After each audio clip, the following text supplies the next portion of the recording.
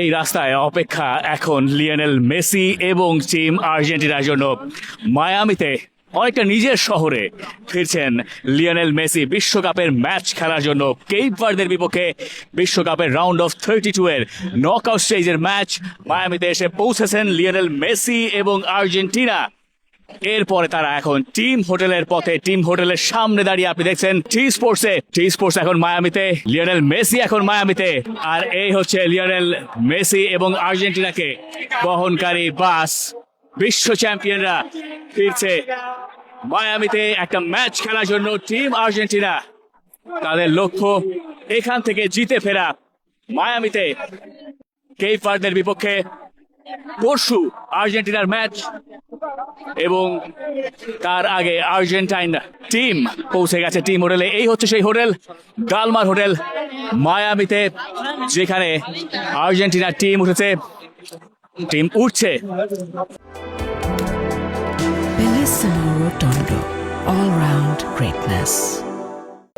এবং খুব স্বাভাবিকভাবেই এই শহরে একজনকে কেন্দ্র করেই সবচেয়ে বেশি আকর্ষণ, you know who, Lionel Messi. 2023 সাল থেকে যিনি এই মায়ামিকে নিজের ঠিকানা বানিয়েছেন। ইন্টার মায়ামিতে তিনি খেলছেন। ইন্টার মায়ামির হয়ে এই বছর তিনি মেজর লিগ সকারের শিরোপাটাও জিতেছেন। সেই মেসি যখন মায়ামিতে খেলবেন তখন এখানকার সমর্থন সম্ভবত আরো বেশি বাড়বে। আমাদের অপেক্ষা এতক্ষণ ধরে ছিল মেসিকে এক ঝলক দেখার জন্য।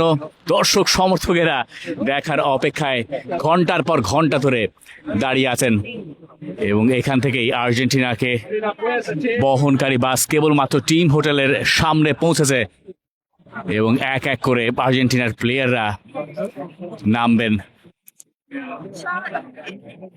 টিম আর্জেন্টিনা বিশ্বকাপে এসে ওয়ান অফ দ্য ফেভারিটস হয়ে আগের বারের চ্যাম্পিয়ন। 3টা ম্যাচ তারা খেলে ফেলেছে, 3 ম্যাচে তারা 3টাতেই জিতেছে। একটা গোল অবশ্য শেষ ম্যাচে তারা হজম করেছে। কেপ ভার্দের বিপক্ষে তাদের টার্গেটটা হবে একটা ক্লিন শিট ধরে রাখা। কাজটা একেবারেই সহজ হবে না। মায়ামির এই মাঠে এয়ার কন্ডিশন নেই, বেশ গরম, বেশ হিউমিড। এই জায়গায় খেলে অভ্যস্ত লিওনেল মেসি।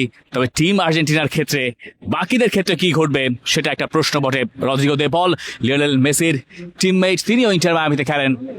তারা জানেন কি করে আসলে এই ওয়েদারটা, এই আবহাওয়াটা ট্যাকেল করতে হয়। এমনিতে আর্জেন্টিনা ছিল ক্যানসাসে, সেখানে তাদের ক্যাম্প। আর্জেন্টিনা পুরোটা বিশ্বকাপের সময় এই ক্যানসাসেই কাটিয়েছে, কিন্তু এইখানে এই ম্যাচ খেলার আগে ঝুঁকি নেয়নি তারা। তারা চলে এসছে এখানে, যেখানে রয়েছে তাদের পরবর্তী রাউন্ডের ম্যাচ। খুব স্বাভাবিকভাবেই এই আবহাওয়ার সঙ্গে মানিয়ে নেওয়াই তাদের উদ্দেশ্য, যে কারণে এই মায়ামিতে তারা একদিন অনুশীলন করবে। 2 দিন আগে তারা এসছে। এর আগে অন্য কোনো ভেন্যুতে আর্জেন্টিনাকে আপনি আগে যেতে দেখেননি। এটাই তাদের প্রথম এমন ঘটনা যখন তারা ম্যাচের 2 দিন আগে সেই ম্যাচ ভেন্যুতে এসে পৌঁছেছে। ম্যাচের আগের দিন তারা অনুশীলন করবেন, এবং তারপরে পরদিন তারা ম্যাচ খেলবেন এই ফোর্ট লডারডেলে। ম্যাচটা জিতলেই আর্জেন্টিনা উঠে যাবে রাউন্ড অফ 16-এ, যেখানে এরই মধ্যে পৌঁছে গেছে ব্রাজিল, ইংল্যান্ড, বাদ পড়েছে জার্মানি, নেদারল্যান্ডসের মতো দল। কুতি রোমেরোর কি অবস্থা সেটা একটা দেখার বিষয়। লিওনেল মেসির সঙ্গী ফ্রন্ট লাইনে কে হবেন সেটা দেখার বিষয়। আর্জেন্টিনা স্টার্টিং লাইন আপে আমরা আরো একবার বোধহয় বড় পরিবর্তন দেখতে যাব, এবং আর্জেন্টিনার এই যে 11, সেই 11-এ আপনি প্রত্যাশা করতে পারেন যে মিডফিল্ডে 3 জন ফিরছেন, অ্যালেক্সিস ম্যাকঅ্যালিস্টার, এনজো ফার্নান্দেজ এবং রদ্রিগো দে পল। কুতি রোমেরো না থাকলে সেখানে নিকোলাস ওতামেন্দি হয়তো থাকবেন, আর ওতামেন্দির সঙ্গে লিসান্দ্রো মার্তিনেজ কে আপনি আরো একবার সেখানে দেখতে পারেন। ফুল ব্যাকের পজিশনে নাহুয়েল মদিনার খেলার কথা রাইট ব্যাকে, লেফট ব্যাকে নিকোলাস ওতামেন্দি নাকি মদিনা, সেটা এখনো সেই প্রশ্নের জবাব মেলেনি। ফ্রন্ট লাইনে লিওনেল মেসির সঙ্গী হতে পারেন আরো একবার লাউতারো মার্তিনেজ, যেহেতু ইউলিয়ান আলভারেজ এখনো পুরোপুরি নিজের ছন্দটা খুঁজে পাননি এবারের বিশ্বকাপে এসে।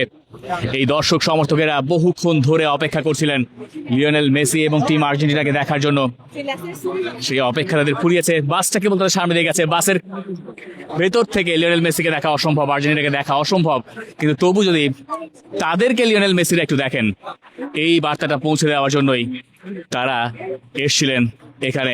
Argentina versus Cape Verde world কাপের রাউন্ড অফ 32 এর এই ম্যাচ আপনি সরাসরি দেখবেন টি স্পোর্টসে।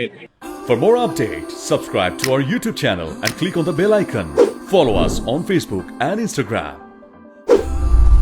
Download T-Sports app to enjoy exciting games and highlights. Visit tsports.com.